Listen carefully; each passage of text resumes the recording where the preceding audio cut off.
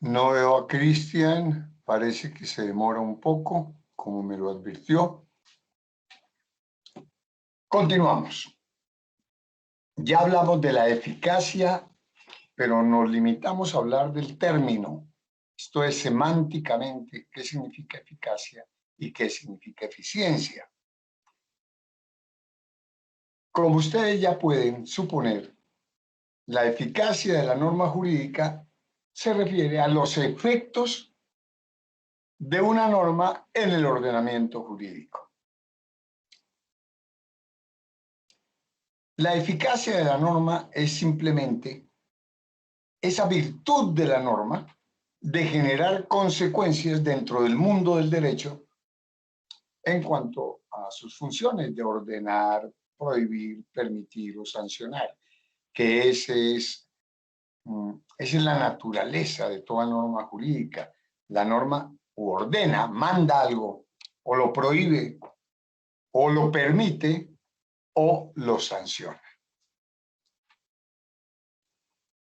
Entonces ya hablamos de existencia, validez y eficacia. Hablemos de la vigencia de la norma jurídica, que por supuesto está íntimamente ligada con su eficiencia y con su existencia.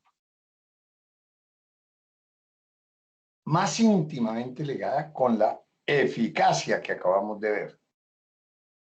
Pues esto de la vigencia se refiere a su eficacia en el tiempo y en el espacio.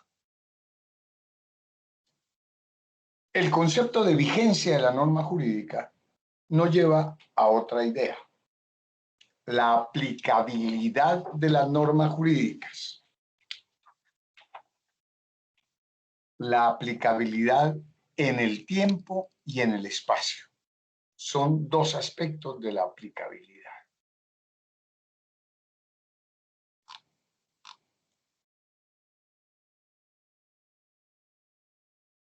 Hablemos primero de la aplicabilidad en el tiempo. En el tiempo, ¿cuándo comienza a ser eficaz? ¿Qué hechos, qué situaciones regula la norma?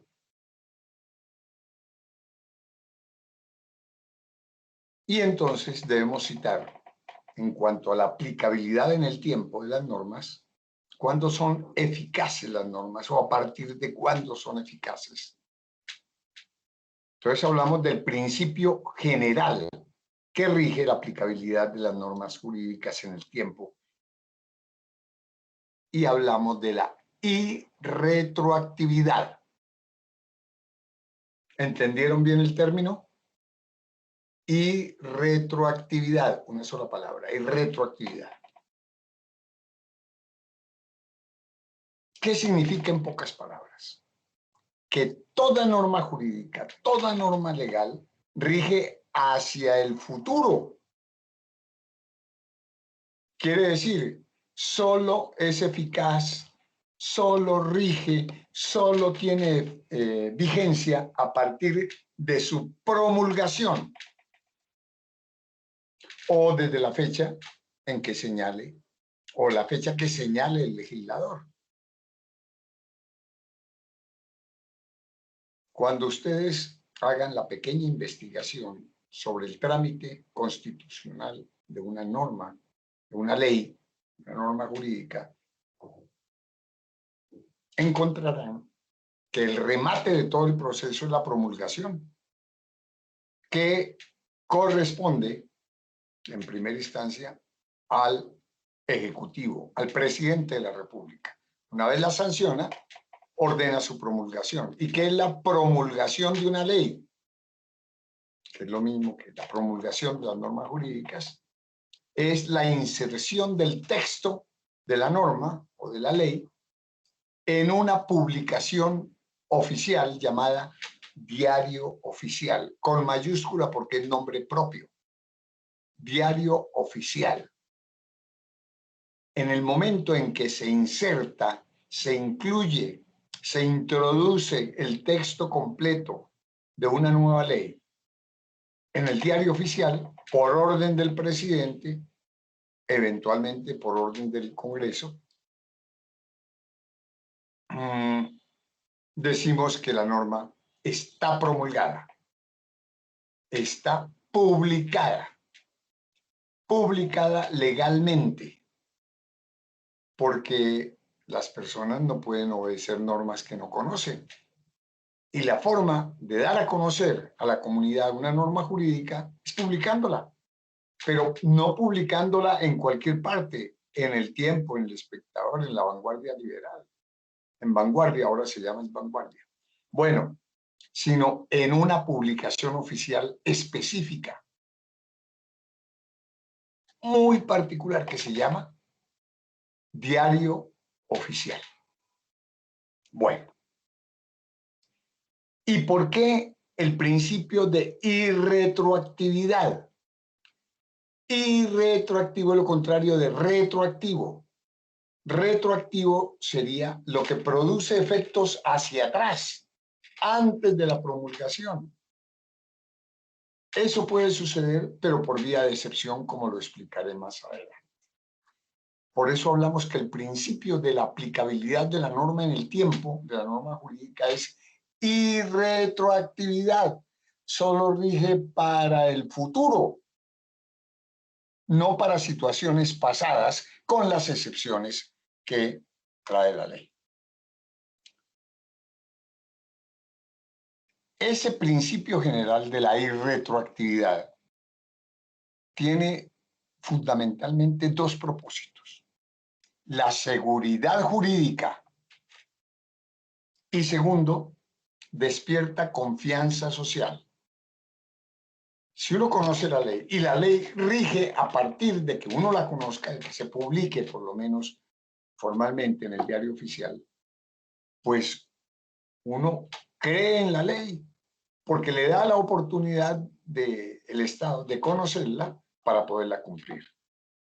Y además se evitan las sorpresas legales.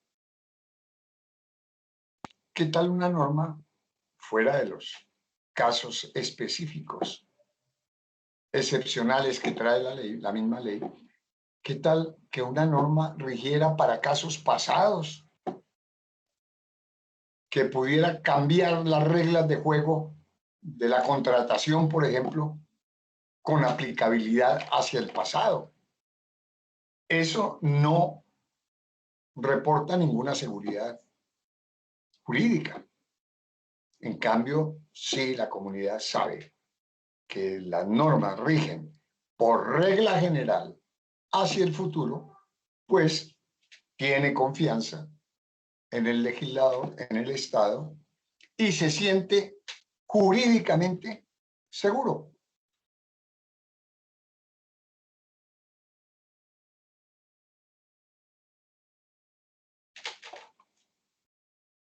Dijo la Corte en una sentencia, la Corte Constitucional,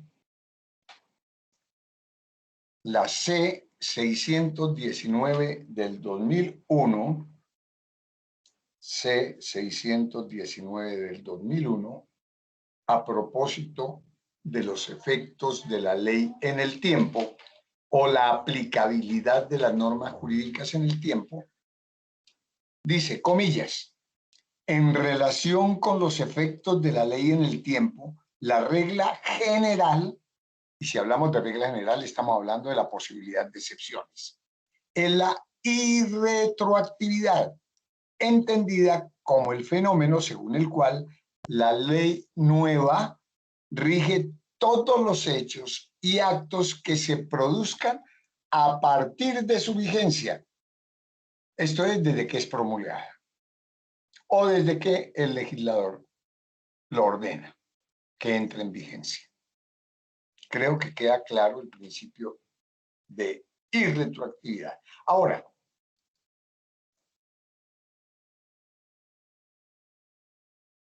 el precepto constitucional, artículo 58 de nuestra Carta Política, que sufrió una modificación por allá en el 1999,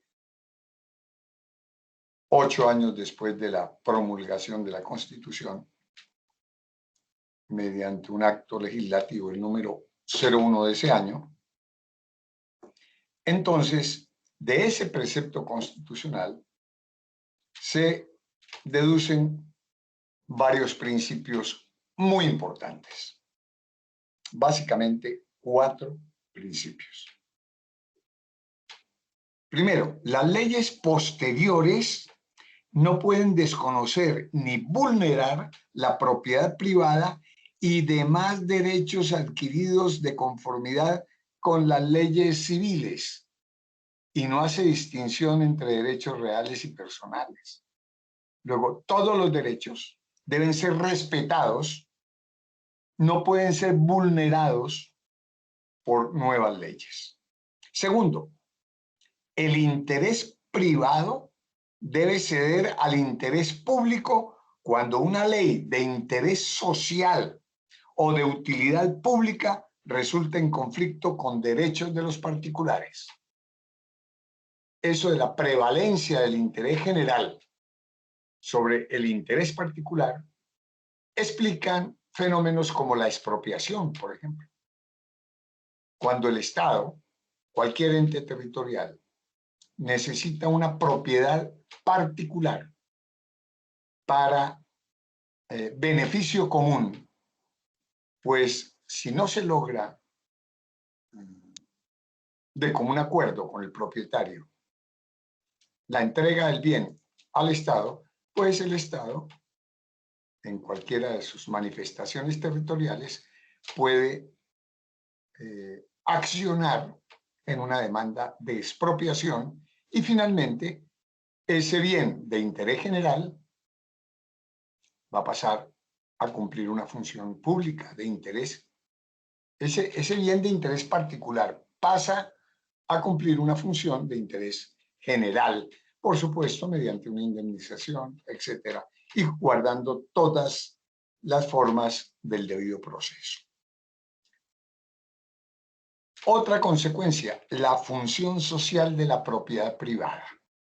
Esa es una novedad que introdujo la Constitución Política del 91, porque antes, si ustedes repasan, por ejemplo, el derecho real de propiedad o dominio en el Código Civil, pues en su texto original decía que cada uno puede hacer lo que se le dé la gana, en términos muy coloquiales, con lo suyo.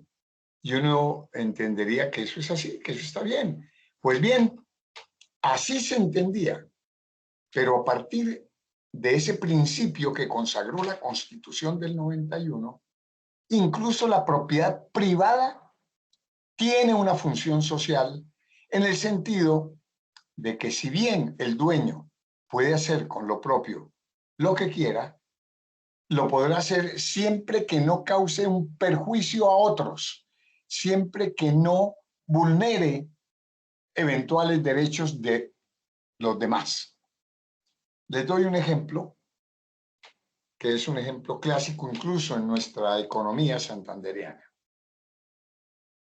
con 2 productos, la leche y los pollitos. Esta es una comunidad avicultora y productora de leche. Pues antes de la Constitución, cuando no se hablaba de la función social de la propiedad privada, los dueños de hatos ganaderos lecheros producían leche, pero resulta que viene la ley económica de la oferta y la demanda. Si hay mucha oferta y poca demanda, los precios se caen hasta el punto de ser insostenibles. Y si hay mucha demanda y poca oferta, los precios se disparan. Esa es una ley de la economía y se cumple al dedillo. Lo mismo pasaba con la producción de pollitos. Resulta que podía darse una superproducción de pollos y poco consumo, lo cual hacía casi irrisorios los precios de los pollitos. ¿Qué pasaba en esa época? yo fui testigo presencial de algunos casos. Simplemente como resultaba más costoso comercializar a precios ínfimos el exceso de la leche producida o el exceso de los pollitos de las granjas avícolas, entonces derramaban la leche, se ahorraban transporte, se ahorraban todos los gastos de comercialización, etcétera. Derramaban la leche en las corrientes de agua o ahogaban los pollitos por montones. Eran volquetadas de pollitos y carrotanques llenos de leche que las derramaban. Eso sucedía o sucedió en Santander, sucedió en Cundinamarca, sucedió en Antioquia. Pues bien, a partir de la Constitución del 91, con la introducción del principio de la función social de la propiedad privada, esas conductas pueden ser castigadas administrativamente. ¿Qué pasó a partir de ese principio de la función social de la propiedad privada? Que ya los ganaderos, los productores de leche y los avicultores, pues no derramaban la leche o no la derraman porque sigue sucediendo periódicamente, esporádicamente suceden esos excesos de producción. Entonces, simplemente pasan con carro tanque y en lugar de botar la leche, la distribuyen en los cordones de miseria, en las zonas marginales, en esas comunidades más desamparadas, la regalan. Lo mismo sucede o ha sucedido con el exceso de producción de pollitos. En lugar de matarlos, de ahogarlos, pues los llevan en cajitas y los distribuyen en viviendas muy humildes, en los llamados cordones de miseria. Y finalmente, por motivos de interés público o de interés social, consagra la expropiación. Por supuesto, después de un proceso judicial y con previa indemnización.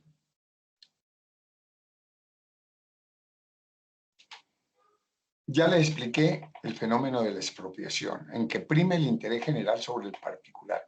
Aquí sucedió con una casa que se atravesaba, que estorbaba la autopista al aeropuerto. Le ofrecieron al señor comprársela, el municipio ofreció comprarla. El señor pedía una cantidad exorbitante, entonces no hubo arreglo y fue necesario acudir a una demanda de expropiación. Entonces, a través de peritos, pues se estableció el precio justo de la propiedad y fue expropiada esa casita y se pudo continuar la avenida. Eso sucede comúnmente, pero siempre es el Estado, los territorios, las entidades territoriales las que pueden acudir a eso. Los particulares no pueden pedir la expropiación de un bien particular. No confundan la expropiación, que es de rango constitucional, como lo acabo de explicar, con la extinción de dominio de la propiedad privada. Esa extinción de dominio, que también es quitarle al propietario algo que es de su propiedad, viene a través de un proceso penal. Y es una especie de sanción, o no es una especie, es una sanción adicional, por ejemplo, a la pérdida de la libertad. La extinción del dominio de los bienes comprometidos, en el delito que se castiga. Por ejemplo, en el contrabando, los camiones, las embarcaciones, etcétera. En el caso del tráfico, la comercialización de drogas, se pueden extinguir bienes inmuebles, lo que llaman ollas, sitios que se utilizan para el vicio, para no solo para consumir, sino para comercializar.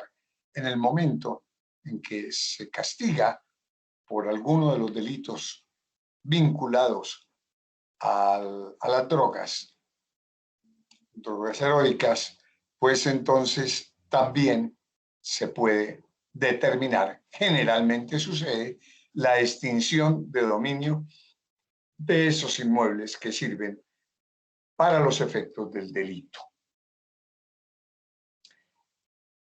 Ahora bien, les decía que la irretroactividad en cuanto a la aplicabilidad de las normas jurídicas en el tiempo tiene algunas excepciones.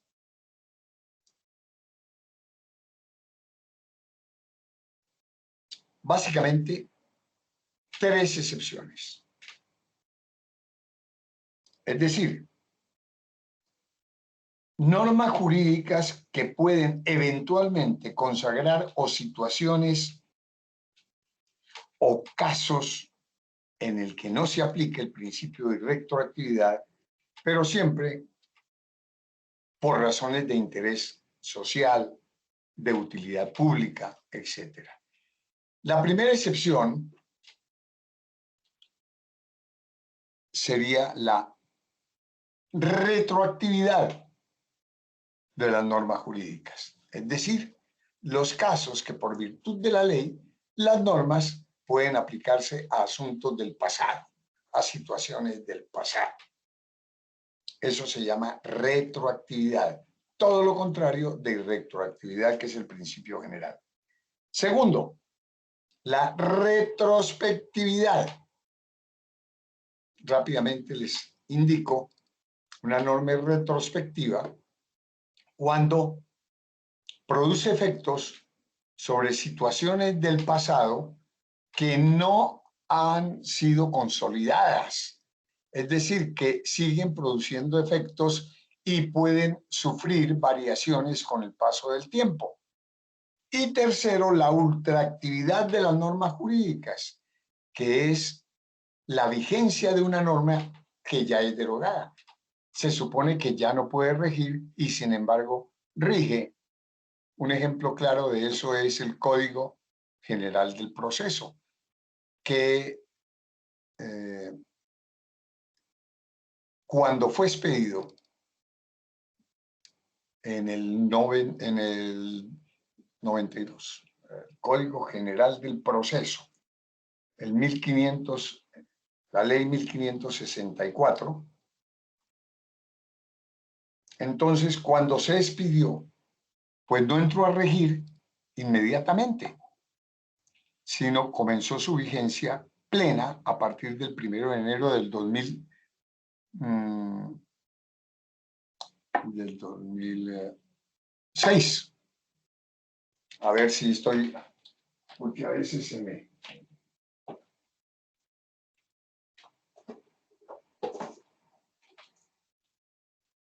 Les decía que el ejemplo claro es el Código General del Proceso, que rige para... Sí que estaba retroactivo yo. Es la ley 1564 del 2012 que entró en plena vigencia el 1 de enero del 2016. Pues bien, como su vigencia no fue inmediata y plena, sus normas, muchas de sus normas, entraron a regir inmediatamente en el 2012, pero otras normas quedaron a criterio del Consejo Superior de la Judicatura, encargado de decir a partir de qué fecha entraban a regir otras normas, hasta que finalmente su vigencia plena se consolidó el 1 de enero del 2016. Recuerden, Ley 1564 de 2012, que entró en plena vigencia en el 2016, 1 de enero. Ahora, ¿cómo funciona la ultraactividad en ese ejemplo? Pues normas que ya fueron expedidas y promulgadas, pero estaban sujetas en su vigencia a un plazo. No iban a entrar o mejor, a una condición, a que lo decidiera el Consejo Superior de la Judicatura. Entonces, en la fecha de su expedición entraron muy pocas normas a regir, a los pocos meses otras normas, periódicamente entraron a regir otras normas de las que ya habían sido promulgadas y pertenecían a la ley 1564. Les digo, les repito, que a partir del 1 de enero del 2016 entró en plena vigencia el código. Muy bien, esa es la ultraactividad. ¿Qué pasaba con las normas que estaban ahí, ya estaban promulgadas, pero que no entraban a regir todavía?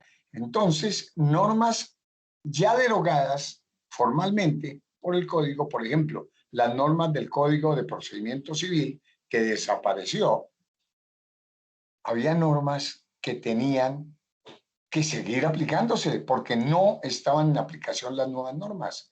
Por ejemplo, también en asuntos procesales se supone que una norma procesal, una norma de procedimiento, entra a regir inmediatamente, se promulgue, pero resulta que había, bajo el régimen del Código Civil, por ejemplo, anterior, que fue derogado por el Código 1500, por la Ley 1564, había situaciones, por ejemplo, diligencias judiciales, términos que estaban corriendo y no podían truncarse por la entrada en vigencia de nuevas normas, las normas del Código General del Proceso. Entonces, siguieron rigiendo ultraactivamente después de ser derogadas porque no había otra forma de solucionar esos problemas prácticos, procedimentales.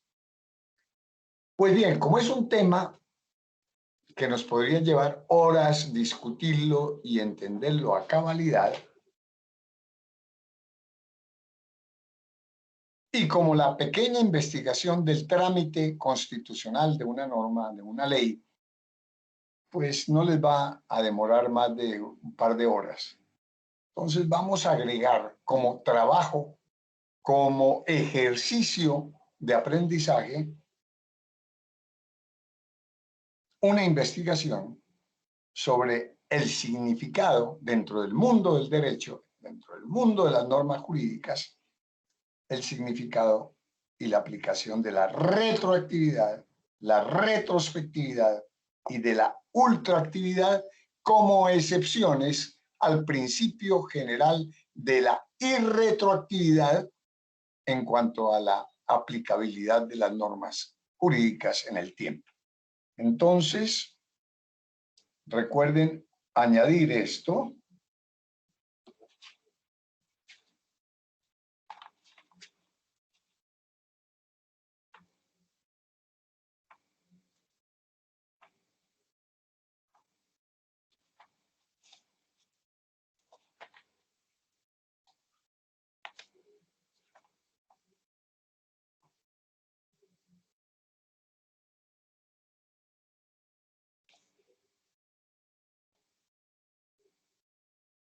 Digamos que es el segundo trabajo que les voy a poner para el 26 de agosto.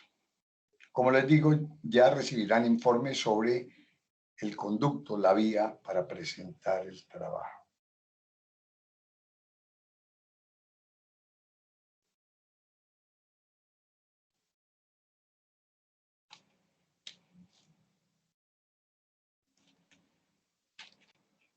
Tendremos oportunidad ya con el resultado de sus investigaciones de aclarar dudas sobre estas excepciones al principio de retroactividad, vale decir, la retroactividad, la retrospectividad y la ultraactividad de las normas jurídicas. Repito, como excepciones.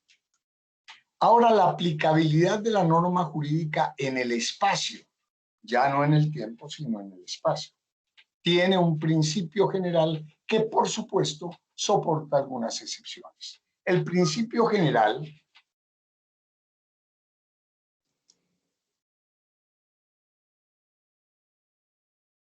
con mucho gusto, Ana María Ortega me pregunta que si puedo repetir la última investigación.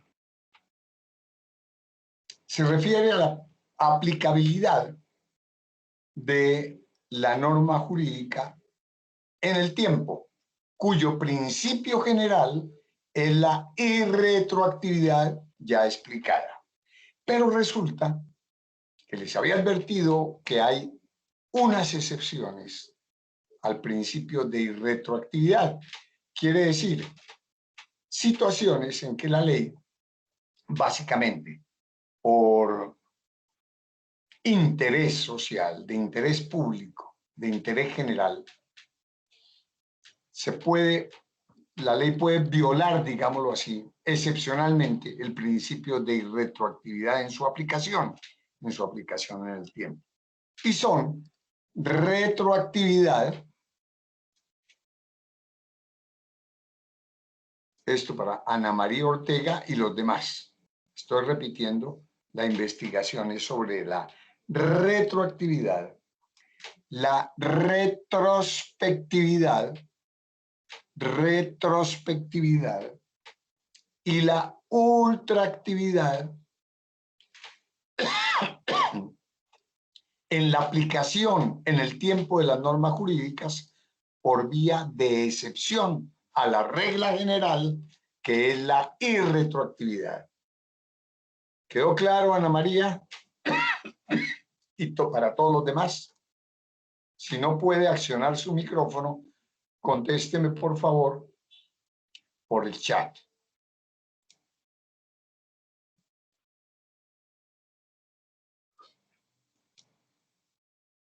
Bueno, quedó claro.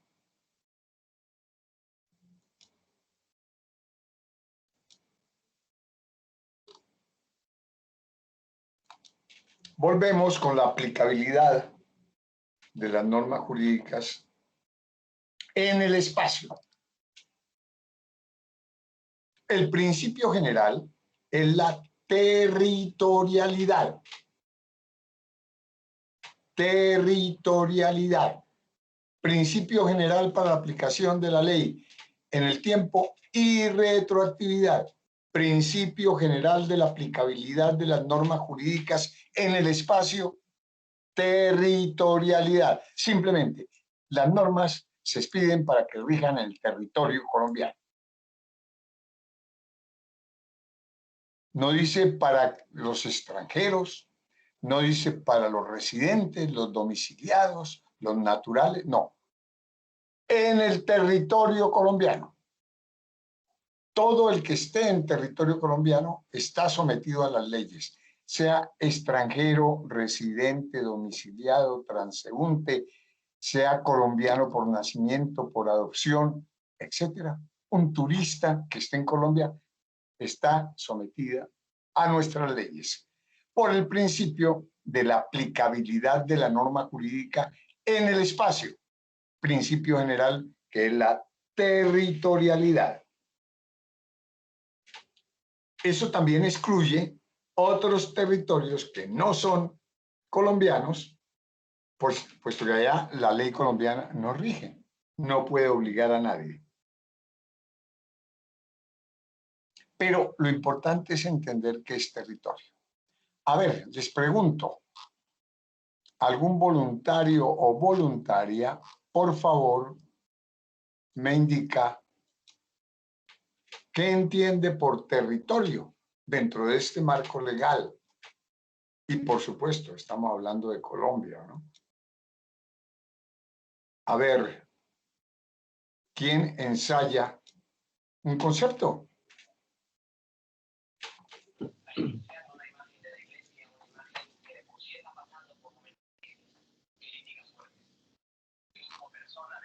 ¿Alguien? Aquel territorio donde se ejerce soberanía. Perdón, nadie me ha levantado la mano.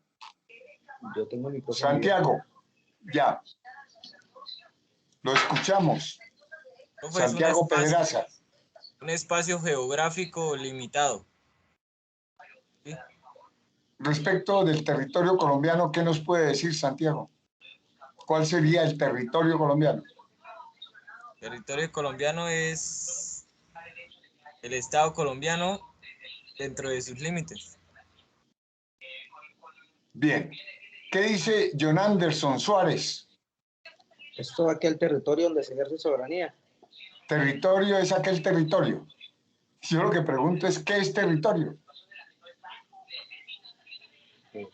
Acierta usted en cuanto al ejercicio de la soberanía, pero yo quiero que me especifiquen qué entienden por territorio. Por supuesto, en el territorio rigen las leyes colombianas y, por supuesto, el Estado colombiano ejerce la soberanía que está en cabeza del pueblo colombiano. Pero, a ver, Sonia Amanda López, ¿qué opina? Profe, el territorio son los 33 departamentos. Ah, y todos los municipios. Bueno, es más o menos lo mismo. ¿Qué quiere agregar Santiago Pedraza? Profe, es un espacio geográfico delimitado. Bueno, no invirtamos más tiempo. Ya puede bajar la mano, Santiago. Ya no podemos invertir más tiempo en esto. El territorio no es simplemente el terreno dentro de los límites fronterizos, que eso es lo que comúnmente se entiende por territorio. Toda la tierra que queda más acá de las fronteras con Venezuela, con Brasil, con Perú, con Ecuador, con Panamá, etc. Esa es la idea que se tiene, ¿verdad? Eso es lo que he escuchado. Pues el territorio es mucho más que eso. Y esto tiene importancia. Hay un micrófono que está abierto y hay una conversación privada. Por favor, apaguen micrófonos. Estoy oyendo conversaciones privadas. Bueno, miren ustedes. Además del mapa de Colombia, incluidos el archipiélago de San Andrés, las islas, Malpelo, Gorgona, todos esos terrenos insulares. Pues además tenemos el espacio aéreo, una columna imaginaria que se levanta desde el territorio colombiano, se proyecta en el espacio. Por eso, por ejemplo, las aeronaves extranjeras, ya sea comerciales o de guerra, necesitan permiso del Estado colombiano para poder cruzar por ese espacio aéreo colombiano que es parte de su territorio. El mar territorial. Estamos todavía enfrascados en una disputa con Nicaragua porque querían casi llegar hasta Cartagena con las fronteras para aprovechar riquezas marítimas, incluso en combustibles, en petróleo. Y el gobierno de su momento, el anterior gobierno, le dijo a la Corte Internacional, le dijo, un momento, las fronteras colombianas se rigen por un tratado celebrado con Nicaragua, y ese tratado no puede ser variado o cambiado. Las fronteras marítimas, territoriales no pueden cambiarse sino por otro tratado, no por un pronunciamiento, una sentencia de una corte. Luego, Colombia sigue defendiendo ese mar territorial que una sentencia de la Corte Internacional le obsequió a Nicaragua. Bueno, entonces el espacio aéreo, el mar territorial, la plataforma submarina, las naves y aeronaves de bandera nacional, sean de guerra o comerciales, son parte del territorio nacional. Las embajadas.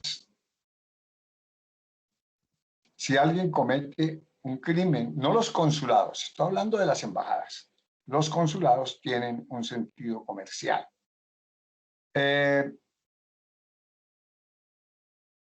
Alguien comete un crimen dentro de una embajada en un país extranjero, una embajada colombiana, pues queda sometido a las leyes de Colombia y no a las leyes penales de ese país donde está el territorio de la embajada o el sitio de la embajada. También todo esa banda electromagnética que también está definida técnica y jurídicamente para Colombia y para otros países. Esa banda geoestacionaria. Todo eso forma parte del territorio porque es un concepto mucho más complejo que simple espacio de tierra, como ya queda dicho. Pero eso de que la ley se aplica en el territorio, esto es, principio de territorialidad, también tiene sus excepciones.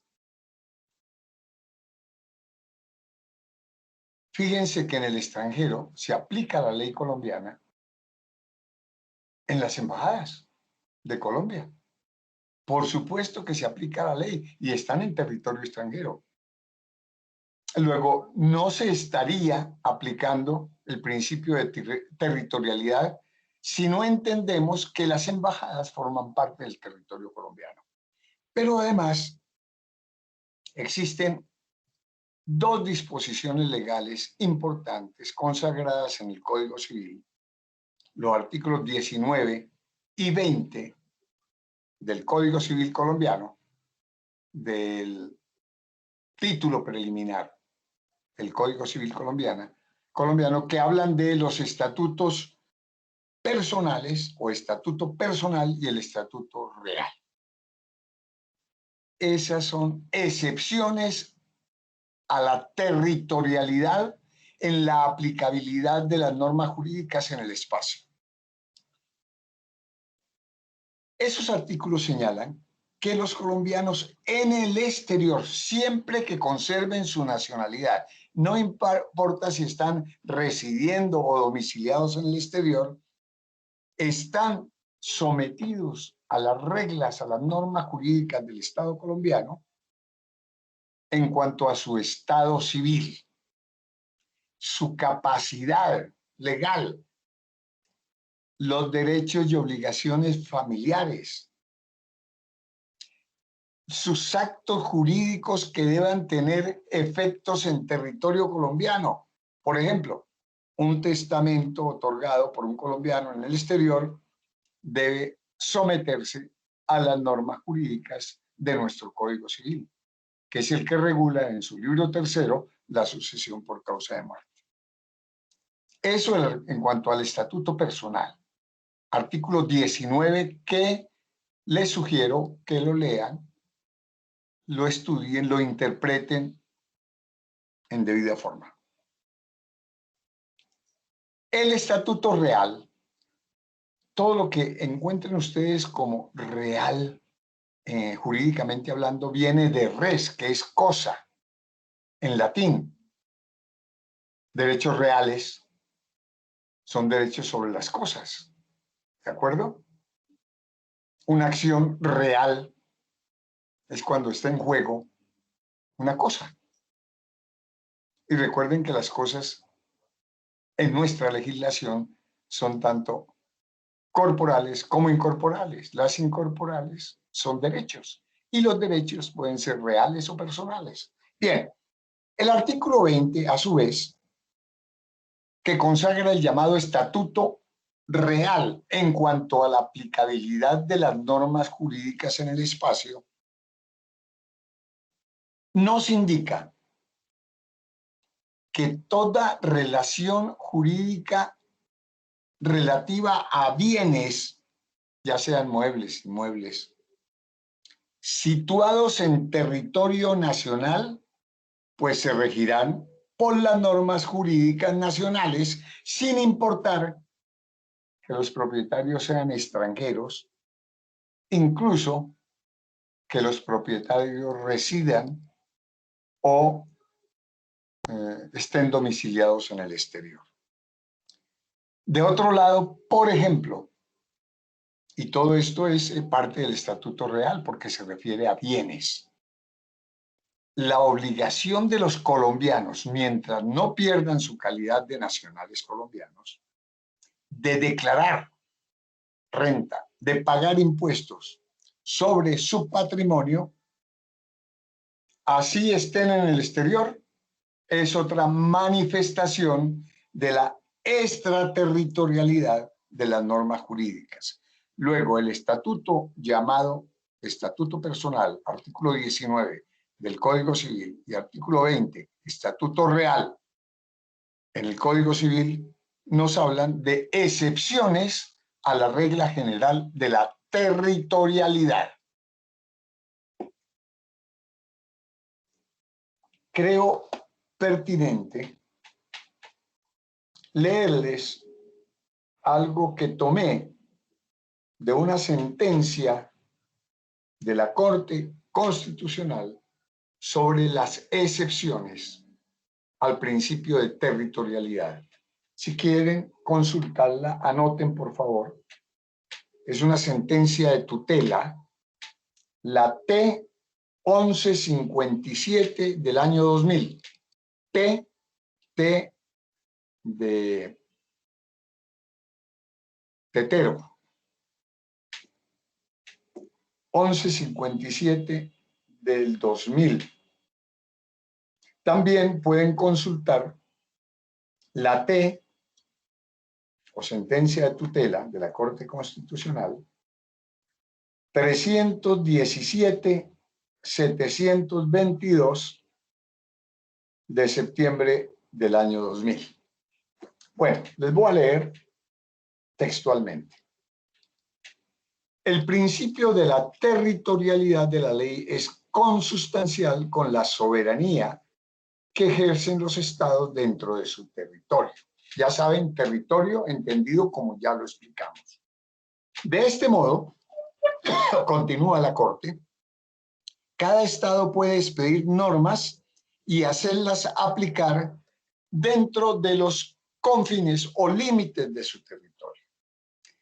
El mencionado principio, el de la territorialidad, se encuentra morigerado, esto es, atenuado, con las siguientes excepciones. Primero, los colombianos residentes o domiciliados en el extranjero permanecerán sujetos a la ley colombiana en lo relativo al Estado civil, a su capacidad, a la determinación de derechos y obligaciones de familia, en la medida que se trate de ejecutar actos que deban tener efectos en Colombia.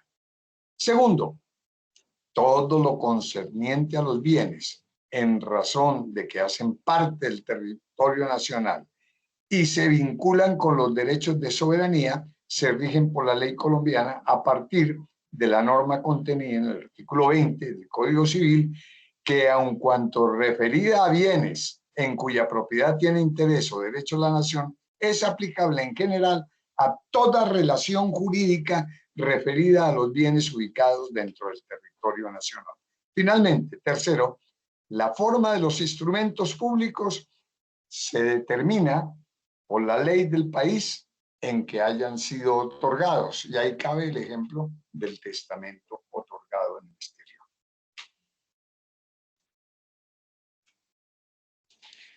Como un acápite especialísimo, es necesario citar la aplicabilidad de las normas procesales o de procedimiento en el tiempo. Consagra la ley que las normas procesales son de orden público y de obligatorio cumplimiento. En este caso concreto, hablando de derecho privado, estamos hablando del Código General del Proceso, que regula las relaciones civiles, comerciales, de familia y agraria. Por regla general, las normas de derecho objetivo, adjetivo o procesales o procedimentales entran en vigencia desde su promulgación, excepto cuando el legislador les fija una fecha de vigencia específica. En el último artículo, en muchas leyes, el legislador dice: estas normas entrarán en vigencia en el futuro en tal fecha. Lo que pasó, y lo expliqué con el Código General del Proceso, son normas de derecho objetivo, adjetivo o procedimentales. Excepcionalmente, en virtud del fenómeno de la ultraactividad,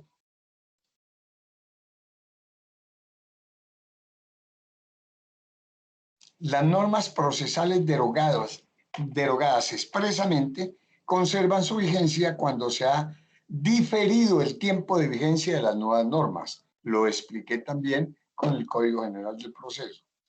También cuando al entrar en vigencia las nuevas normas de procedimiento estuvieran corriendo términos o se hubiesen iniciado diligencias, pues los términos y las diligencias seguirán bajo el régimen de las normas derogadas.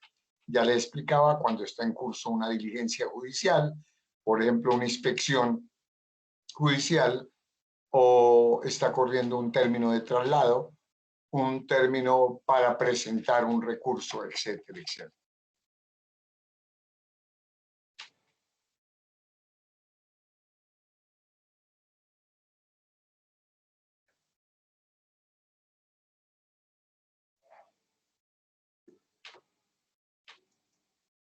Esto en cuanto a las generalidades de la norma jurídica, sus características, su existencia, su validez, su eficacia, su aplicabilidad en el tiempo y en el espacio.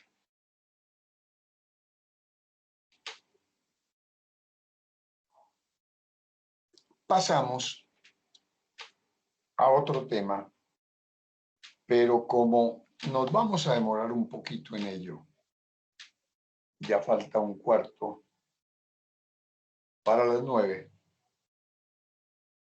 Entiendo que estén cansados, yo también. Les doy tiempo para que comiencen a hacer las investigaciones y para que atiendan otros deberes académicos, laborales, personales, etcétera, familiares. Entonces, por hoy, damos por concluida la reunión. Recuerden que todo quedó grabado. En este momento estoy deteniendo la grabación. Sin embargo,